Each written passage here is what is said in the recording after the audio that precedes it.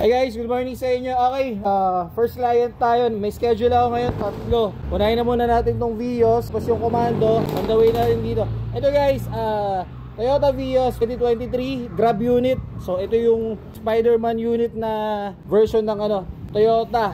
Yan, may Superman pa kasi yan. Yun, ito guys is nag-off hit. Pero syempre, alam na agad ng tropa natin yung problema. Kaso syempre dito niya papagawa. Mahirap magbaklas nito eh. Di ba pre? So, buti, ang naging problema lang is yung aux pan. Ayan. Ito guys, isang senyalis to papakita ko sa inyo na buibigay yung aux pan. Ito, yung carbon. Nakita nyo, ayan Yan. Nag-ano na yung carbon nya. Tapos yan, dirty na rin yung kamay ko.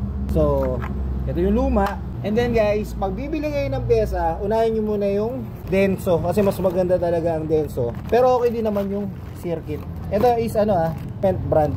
Yan. So ito fit to pang Toyota Vios na 2014 hanggang 2025. So lahat yan. Yes, papasalpak na natin kay Master Benedict yan. Let's go. So sa mag-tanong DM lang kayo. Battery gulong, auto electrical car, aircon, carpet. Salamat.